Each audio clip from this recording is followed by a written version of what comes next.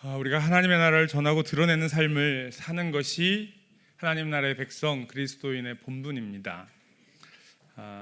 그냥 하나님 나라를 누리고 은혜 받고 구원 받았으니까 된 것이 아니라 하나님이 우리에게 주신 하나님 나라가 얼마나 좋은 것이 누리면 좋은 것인지를 알고 누리면 그것을 전하게 되어 있습니다. 늘 말씀을 드리지만 사람은 좋은 것을 보고 좋은 것을 경험하면 그것을 자꾸 이야기하게 되어 있습니다. 그게 사람이 가지고 있는 가장 기본적인 본성입니다. 그러니까 복음도 마찬가지입니다. 복음을 전한다라고 하는 것은 이것이 의무로 되는 것이 아니라 내가 하나님의 나라를 정말 누리고 알면 이 좋은 것들을 또 돈 드는 것도 아니고요. 뭐 이거 한다고 해서 뭐 내가 손해볼 거 하나도 없습니다. 그러니 전하는 게 지극히 당연하지요. 그런데 뭐 이제 그게 전도이기도 하고요. 또 누군가를 섬기는 것이기도 하고 또 봉사하는 일이기도 한데 이제 그런 것들을 이야기하다 보면 이런 말씀 자주 하셔요. 제가 믿음이 부족해서 아직은 그런 거 잘 할 수 없을 것 같습니다. 저는 그냥 이렇게 구원받아서 하나님의 은혜 가운데 은혜를 누리고 이렇게 교회 다니고 신앙생활하는 것만으로 감사합니다. 이렇게 말씀하시는 분들이 있어요. 또 우리가 지금 교회에서 하고 있는 풍성한 삶으로의 초대라고 하는 과정을 보면 맨 마지막에 하나님 나라의 복음을 들었을 때 그 복음에 대해서 어떻게 반응할 것인가 그 반응이 있는데요. 그 중에 네 번째가 뭐냐면 탐구라고 하는 반응이 있습니다. 원래 그 교재에서 이야기하는 의미는 내가 하나님 나라의 복음을 듣고 알았는데 그런데 아직 하나님을 주인으로 여기고 내가 예수 믿는 삶을 사는 것은 잘 모르겠습니다. 그럴 용기나 아직 그럴 결단은 없습니다. 그래서 조금 더 예수님이 어떤 분이신지 하나님 나라가 어떤 곳인지 알았으면 좋겠습니다 라고 아직은 영접하지 못하겠다라고 하는 건데, 그런데 우리 성도님들 중에 그거 선택하신 분들이 되게 많아요.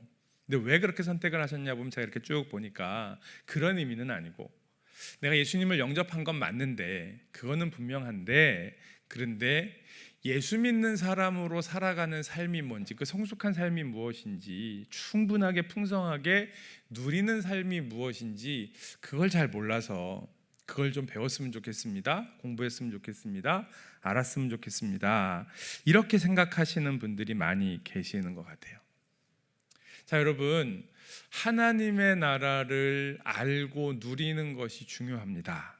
그리고 하나님의 나라를 알고 누리게 된다면 그것을 전하는 방법, 그것은 몇 가지의 방법이 있어요. 내가 전도하는 것도 있고요.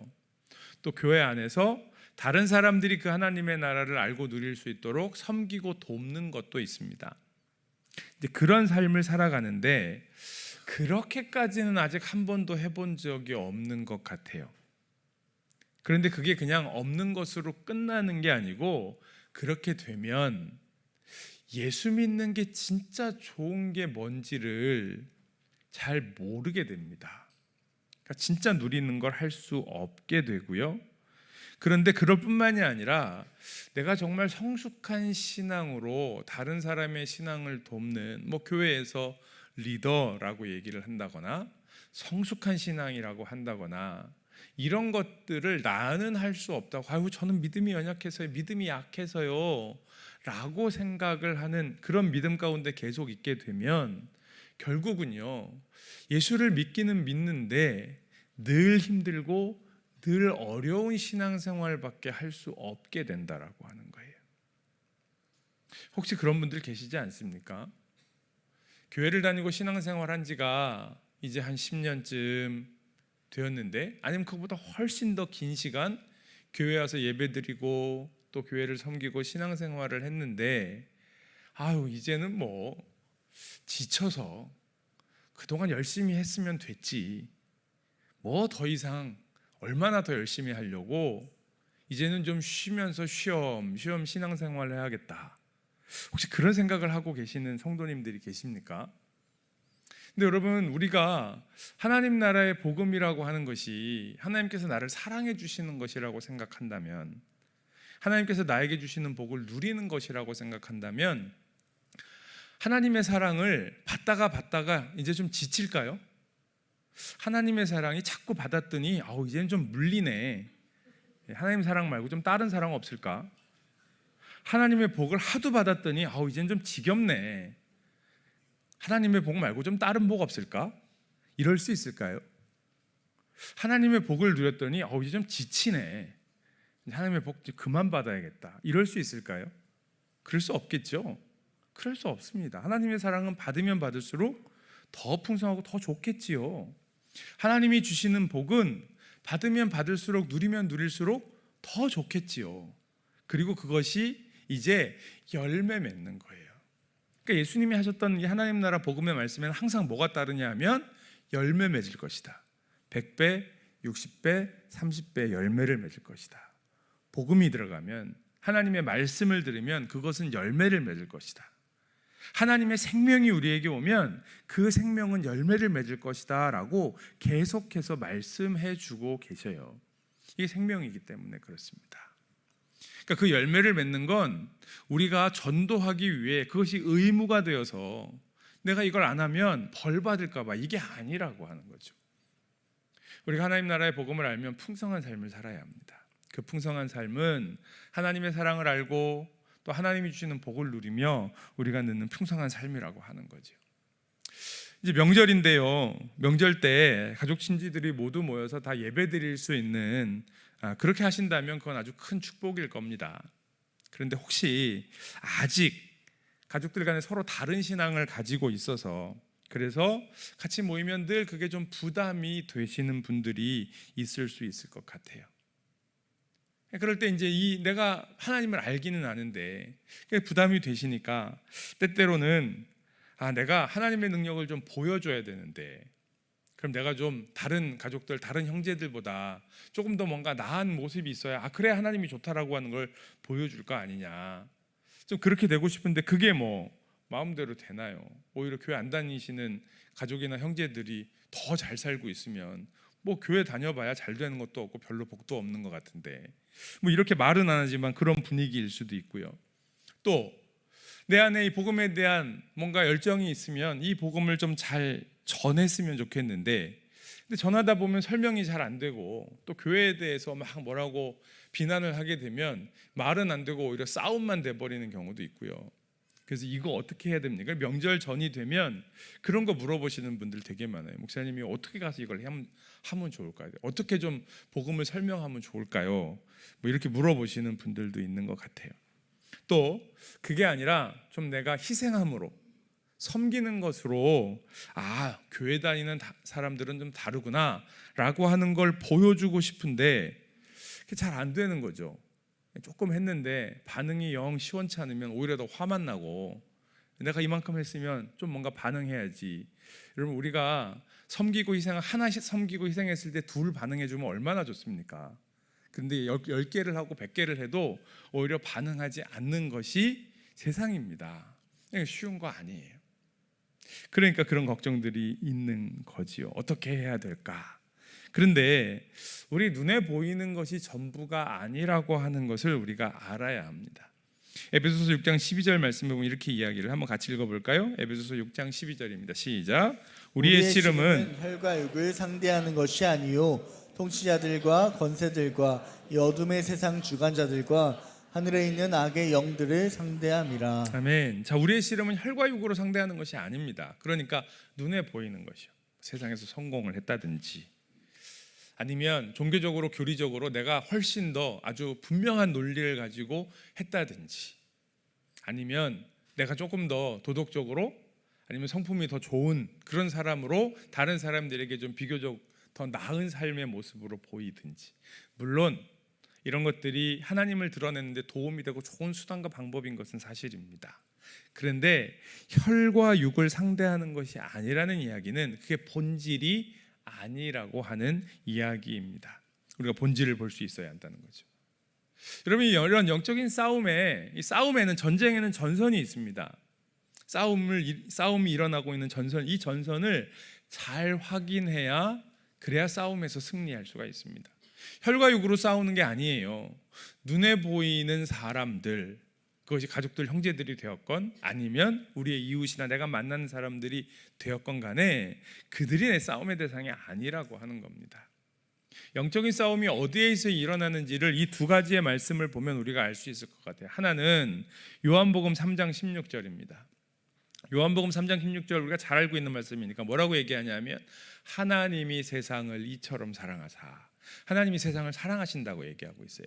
그런데 로마서 12장 2절 말씀에 보면 이렇게 이야기합니다. 너희는 이 세대를 본받지 말고 라고 말씀하고 있습니다. 요한복음 3장 16절에서는 하나님이 세상을 사랑하신다고 하는데요, 로마서 12장 2절에서는 하나님께서 우리에게 너희가 이 세대를 본받지 말라고 이야기하세요. 하나님은 세상을 사랑하시는데 우리 보고는 세대를 본받지 말라고, 세상을 본받지 말라고 얘기하셔요. 여러분, 이 세상이 다릅니다. 하나님께서 사랑하시는 세상은 뭘까요? 하나님께서 창조하신 이 땅의 피조물들이 있죠. 특별히 하나님께서 사람을 하나님의 형상으로 창조하셨습니다. 구원받은 우리뿐만이 아니라 지금 하나님을 알고 있지 못하는 세상에 있는 모든 사람들을 하나님께서 사랑하신다는 거죠. 이 땅의 피조물들과 특별히 하나님께서 당신의 형상으로 만드신 사람들을요, 하나님이 사랑하세요. 그런데 너희는 이 세대를 본받지 말라고 하십니다. 그럼 우리가 본받지 말아야 하는 세대는 뭘까요? 이 시대에 사단에 사로잡혀 있는 세상의 권세들이지요. 사람들이 돈을 사랑하고, 사람들이 세상에서 높아지려고 성공하려고 하고, 사람들이 다른 사람들보다 무엇인가 잘나 보이고 인정받으려고 하고, 이런 세상의 가치관들과 세상의 권세를 잡고 있는 사단이 하는 일들이 있습니다.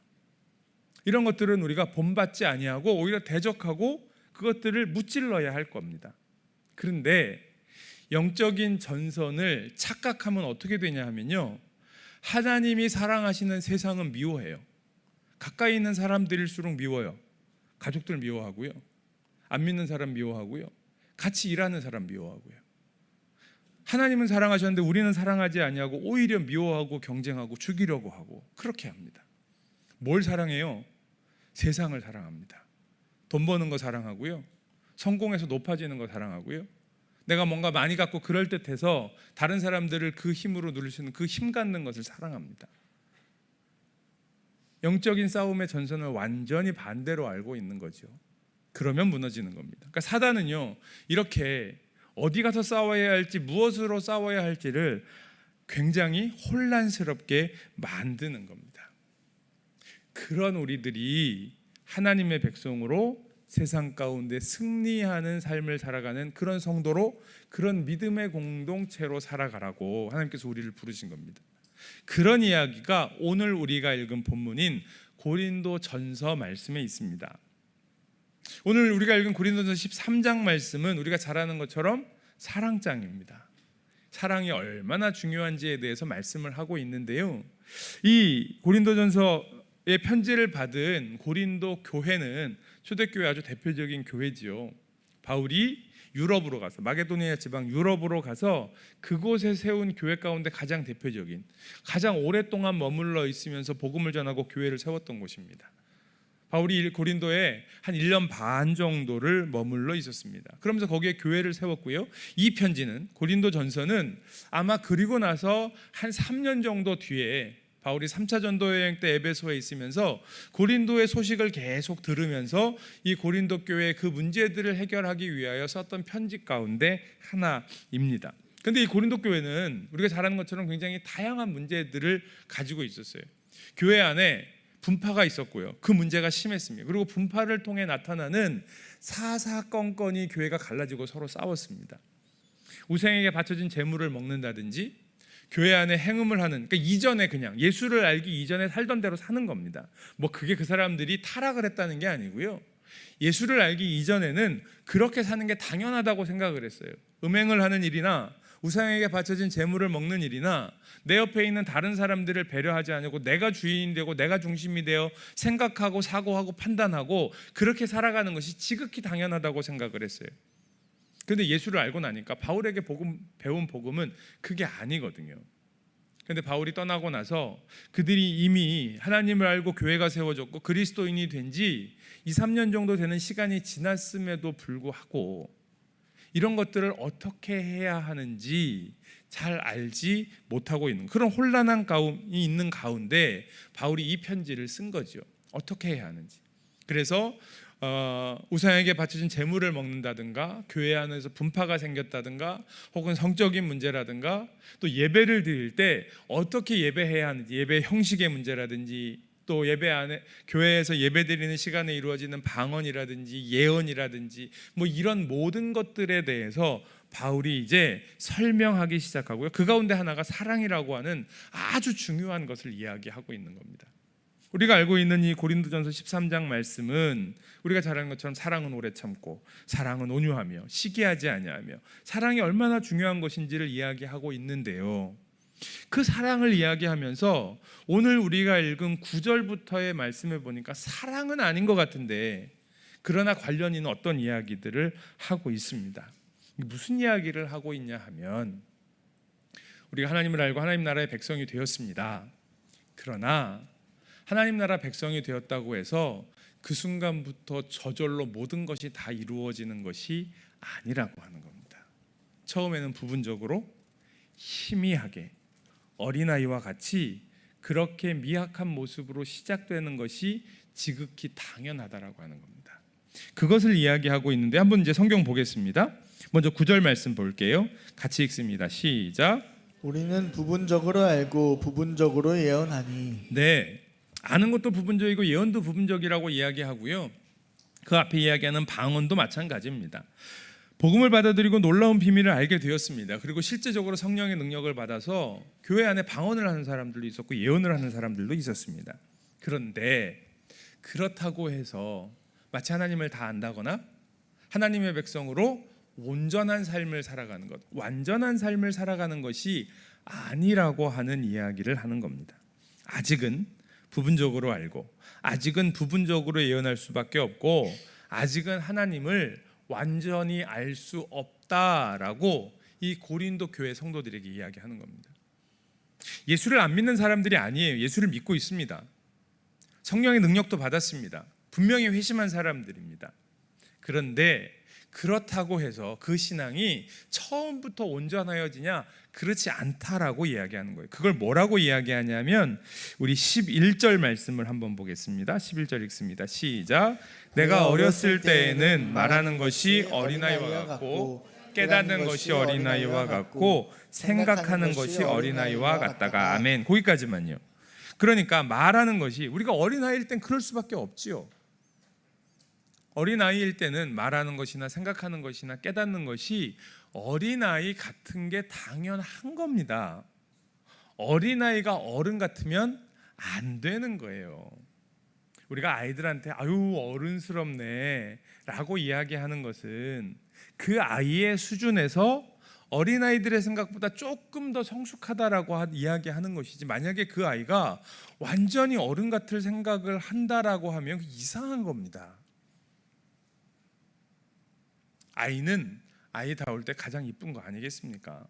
그러니까 아이들이 막 어른들 노래 잘 부르고 막 그러는 게 그렇게 좋은 건가 싶어요. 뭐 신기하기도 하고 뭐 기특하기도 하기는 하나, 아이는 아이일 때 아이처럼 그렇게 자라나고 그렇게 살아야 행복한 삶을 살아갈 수 있는 거고, 그게 나중에 어른이 되어서도 아이일 때를 잘 보내야 하는 거죠. 그러니까 어렸을 때에 어린아이처럼 말하고 어린아이처럼 깨닫고 어린아이 같이 생각하는 것은 전혀 틀리지 않습니다.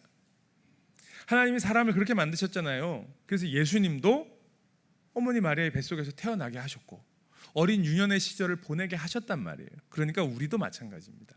우리가 예수님을 만나고 그래서 하나님을 내 인생의 주인으로 여기고 그렇게 거듭나는 삶을 살기로 결정하는, 거듭난 구원받는 그 순간이 내 인생의 시기에 어느 나이 어떤 때가 되었든지 상관없이 우리는 어린아이로 이제 거듭나 막 하나님을 알아가는 그러한 신앙의 단계에서부터 출발을 하는 겁니다. 나이가 많았을 때 하나님을 만났다고 해서 저절로 영적으로 어른이 되는 것이 아니라고 하는 겁니다. 물론 인생을 살아온 연륜이 있기 때문에요. 그리고 그것이 그냥 살아온 것이 아니라 이 땅의 진리에 대해서, 인생과 세상의 진리에 대해서 깊이 탐구하고 고민하다가 하나님을 만났을 경우에 그 이전에 고민했던 그 인생의 고민과 또 경험하신 그 모든 삶은 하나님을 알아가는데 훨씬 도움이 되기 때문에 어린아이들이 모태신앙으로 하나님을 알아가는 것과 인생의 굉장히 후반전에 하나님을 알고 하나님을 알아가는 그 속도는 같은 속도일 수는 없지요. 그러나 분명한 것은 우리가 거듭났을 때 갑자기 어른으로 하늘에서 뚝 떨어지는 것은 아니라고 하는 것을 우리는 알아야 합니다. 그러니까 저는 아직 신앙이 믿음이 부족해서 다른 사람에게 본이 되지 못하는 것 같아서 그럴 수 없는 것 같아요 라고 하는 것이 지극히 당연한 이야기입니다. 그런데 계속 그러면 안 된다는 거예요. 저는 계속 어린아이예요. 그럴 수가 없다라고 하는 겁니다. 우리가 정상적으로 하나님을 인격적으로 알고 만나고 교제하면 그 사람의 삶의 여러 가지의 정황이나 상황이나 인생의 여정에 따라서 그 사람의 신앙은 계속 성장해 가는 거고요. 그 성장하는 그 단계에 따라 이제는 내가 다른 사람들을 돕고 섬기는 성숙한 신앙, 장성한 분량에 이르는 그 믿음과 신앙으로 자라가게 된다. 자라가야만 한다라고 하는 겁니다. 그런 신앙의 삶을 살아가야 한다라고 하는 거죠. 이런 어린아이와 같은 모습을 그 다음 12절에 가면 이렇게 이야기합니다. 한번 보시기에 제가 읽을게요. 우리가 지금은 거울로 보는 것 같이 희미하나 그랬습니다. 요즘 거울 희미하지 않죠. 거울로 사진 찍어도 분명하게 잘 나오는데, 그러나 당시의 거울은 어떤 거울입니까? 우리가 보는 거울이 아니라 청동을 이렇게 닦아서 반짝반짝하게 해서 또 그걸 광택을 낸다고 지금 약으로 광택 내는 것만큼 낼 수 있겠습니까? 그러니까 아무리 반짝반짝하게 해도 보아야 정확하게 볼 수 없지요. 희미하게 형태 정도는 볼 수 있는 그런 거울이었겠지요. 그러니까 거울로 본다라고 하는 것은 늘 희미한 겁니다. 그러나 직접 얼굴을 대하여 보면 달라지는 거죠. 어린아이와 같은 모습, 그렇게 하나님을 알아가고 그렇게 하나님께 기도하는 것을 그렇게 거울로 보는 것처럼 희미한 모습이라고, 그래서 지금은 내가 부분적으로 안다라고 이야기하고 있습니다. 그럴 수밖에 없다는 거예요. 그런데 부분적으로 알고 어린아이와 같이 깨닫고 어린아이와 같이 생각하고 어린아이와 같이 말하고 거울로 보는 것처럼 희미하게 보이지만 그럼에도 불구하고 하나님께서 우리를 부르셨다라고 하는, 하나님이 내 인생의 주인이시고 하나님이 나를 구원하셨다라고 하는 사실을 믿는 믿음이 우리를 어린아이일지라도 하나님의 자녀가 되게 하는 거죠.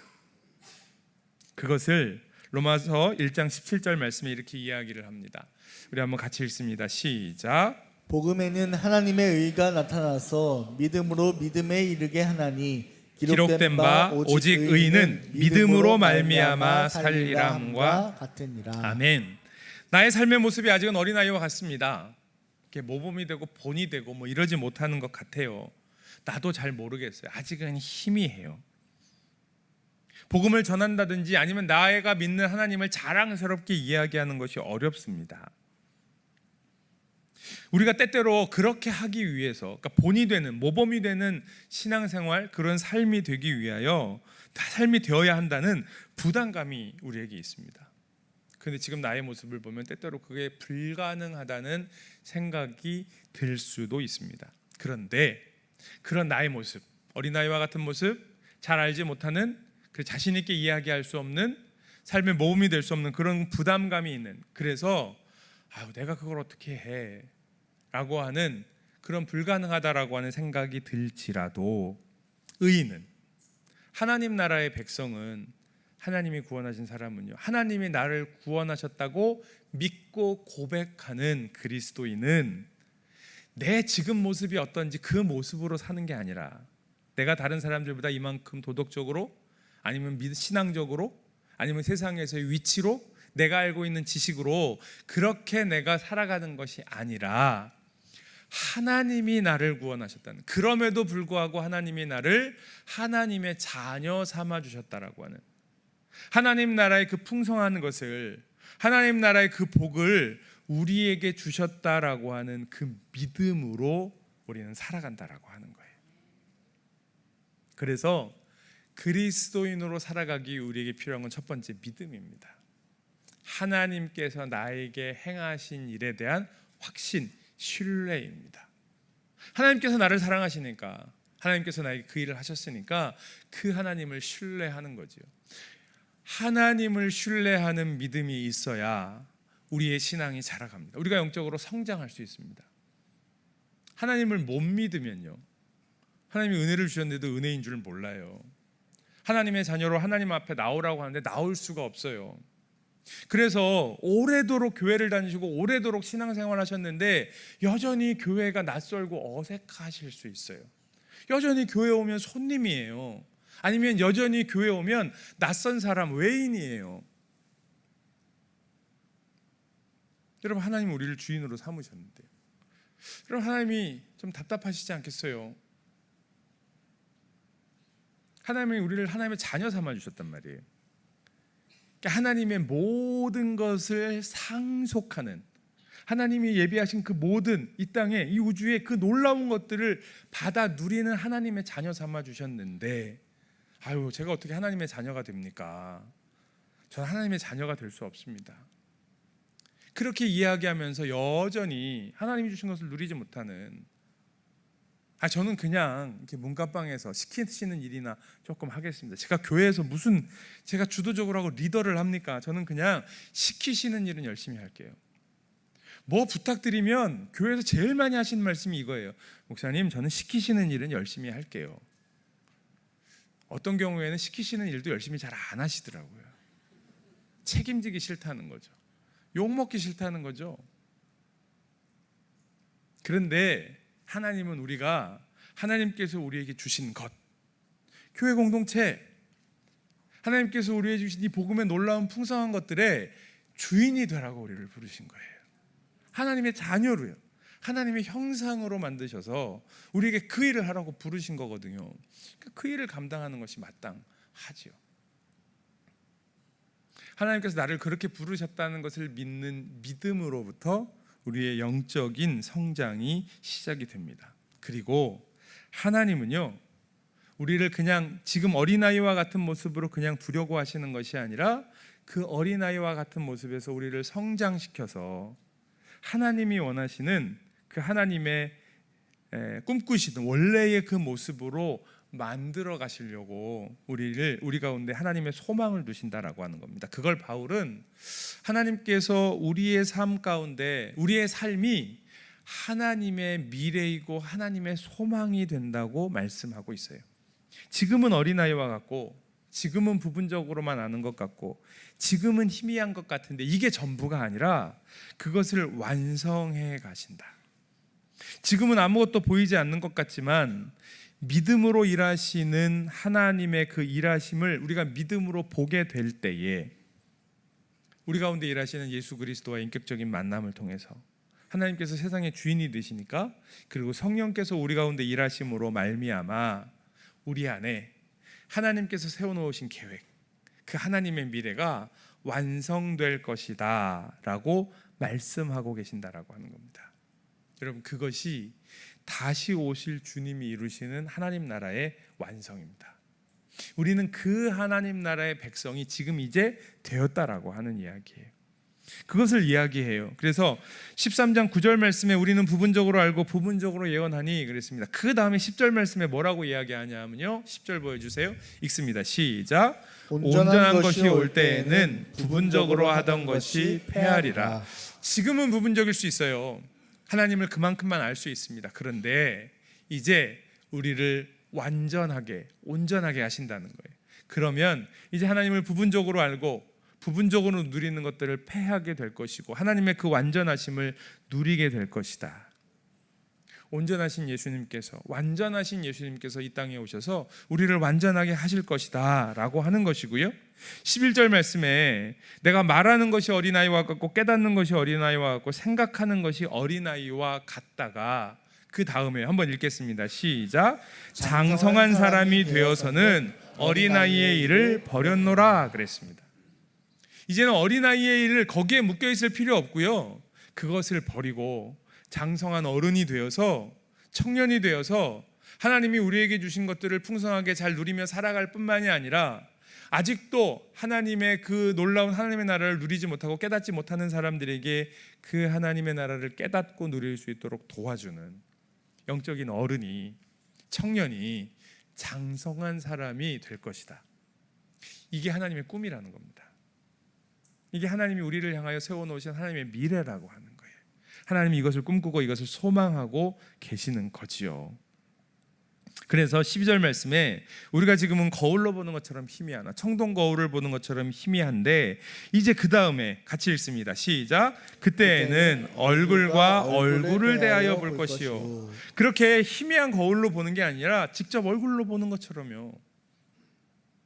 안경 쓰시는 분들은 이 안경 벗으면 아무것도 안 보이시잖아요, 그죠? 안경을 딱 끼면 환하게 보이잖아요. 그게 좋기는 좋은데 그 안경 달고 다니는 게, 쓰고 다니는 게 얼마나 힘들고 어렵습니까? 제가 수술을 했습니다. 그 평생의 소원인데 젊을 때 라식하는 걸 놓쳤다가 그러니까 너무 좋더라고요. 너무 좋더라고요. 환하게 보이니까. 여러분, 환하게 볼 수 있다는 게 얼마나 좋은 거예요. 우리가 처음에 하나님을 알게 되면 그 하나님을 보는 게 희미하다고요. 하나님의 뜻도 잘 모르겠고, 하나님의 말씀이 뭔지도 모르겠고, 하나님이 어떤 사랑이라고 하는데 그 사랑이 어떤 사랑인지도 잘 모르겠고, 복을 주신다고 하는데 그 복이 뭔지도 잘 모르겠고, 그런데 그냥 그렇게 잘 모르고 희미하게 부분적으로만 알다가 나중에 죽어서 천국 가는 게 아니라요. 하나님께서는 우리가 그 주님을 분명하게 알도록, 어린아이의 일을 버리고 장성한 분량에 이르도록 우리를 성장시키신다라고 하는 거예요. 그렇게 하게 될 때에 얼굴과 얼굴을 대하여 보는 것뿐만이 아니라, 지금은 내가 부분적으로 아나, 그 다음에 같이 읽을게요. 시작. 그때에는 주께서 나를 아신 것 같이 내가 온전히 알리라. 아멘. 여러분, 뭐라고 얘기하냐면 주님께서 나를 아신 것 같이. 주님이 나를 어떻게 아십니까? 머리카락까지도 세신 것 알아요. 내 마음의 생각과 뜻이 무엇인지, 내가 어떤 마음인지 어떤 생각인지. 사실 우리는 내 마음, 내 생각도 제대로 모르는 게 우리입니다. 그렇지 않습니까? 도대체 내 마음이 뭔지 나도 잘 모르겠다. 다 상대방의 마음은 물론이고요, 자기 마음도 몰라요. 내가 내 마음을 왜 모르겠어? 라고 얘기하시는 분들은 사실은 잘 모르시는 거예요. 자기의 마음이 뭔지도 잘 모르겠고, 내가 어떻게 해야 내 인생을 잘 사는지도 모르겠고, 무엇이 진짜 나에게 복인지도 모르겠고, 지금 나에게 가장 필요한 게 무엇인지도 모르겠고, 그저 희미하게 막연하게 살아가는 건데, 하나님을 알게 되고 이제는 어린아이의 일을 버리고 부분적으로 아는 것들을 버리게 될 때에 주님이 나를 아신 것처럼 내가 나를 알게 되고, 주님이 나를 아신 것처럼 내가 주님을 알게 되고, 그렇게 자라가게 된다라고 하는 겁니다. 하나님께서 우리 가운데 세워놓으신 하나님의 꿈이에요. 그리고 그리스도인들은 이것을 소망하는 사람들입니다. 하나님께서 나를 구원하셨다는 사실을 믿는 것뿐만이 아니라 우리를 향하여 세워놓으신 하나님의 계획, 그 하나님의 꿈, 우리를 향하여 꿈꾸고 계시는 하나님의 그 꿈을 소망하는 사람들이 바로 그리스도인이라고 하는 사실입니다.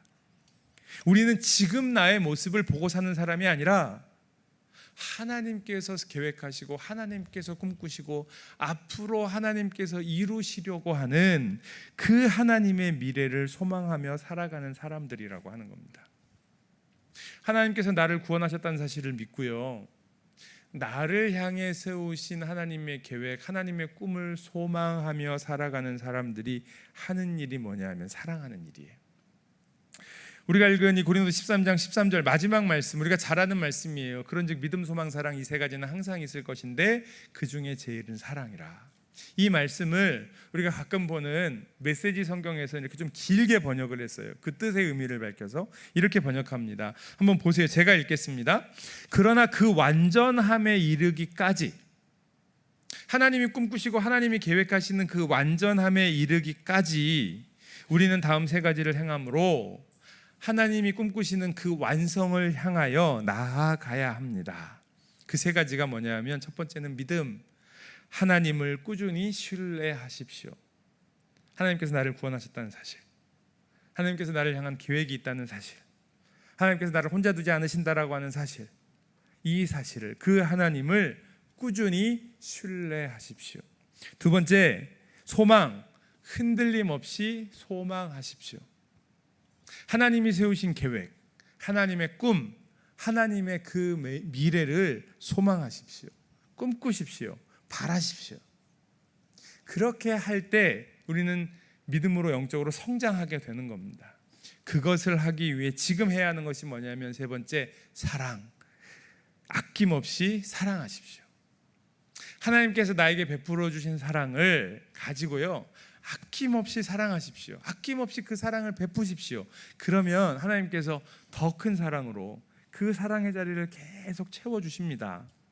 우리의 사랑은 점점 커가게 되는 거죠. 그러니까 여러분, 하나님께서 우리 가운데 행하신 일들을 믿음으로 신뢰하는 겁니다. 하나님이 그런 분이시라고 신뢰하는 겁니다. 그리고 하나님이 꿈꾸시는 하나님의 계획과 하나님의 꿈을 우리도 소망하는 겁니다. 그렇게 할 때에 우리가 할 수 있는 일이 뭐냐면 사랑입니다. 하나님이 우리에게 주신 것, 그 사랑을 가지고 계속해서 아낌없이 사랑하는 거죠. 그래서 사랑이 제일 크다, 사랑이 제일 으뜸이다, 사랑이 제일이다 라고 말씀하고 계시는 거예요. 우리의 믿음과 우리의 소망을 우리의 삶 가운데 드러내는 것이 뭐다? 사랑이다. 그러니까 그 사랑은 그냥 의무가 아닙니다. 우리에게 짐이 아닙니다.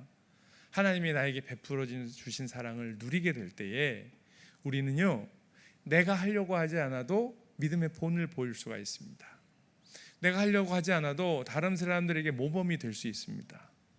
도대체 당신에게 나오는 그 사랑은 뭡니까? 당신 안에 있는 그 평안은 무엇입니까? 라고 사람들을 궁금하게 할 수 있는 거죠. 그때 우리가 이야기할 수 있는 게 뭘까요? 하나님이 우리를 향하여 세우신 계획, 그것을 소망하는 그 소망이지요. 하나님께서 지금까지 나에게 이루어 주신 그 하나님의 구원의 역사, 하나님께서 나와 함께하고 계심을 그 믿는 믿음이지요.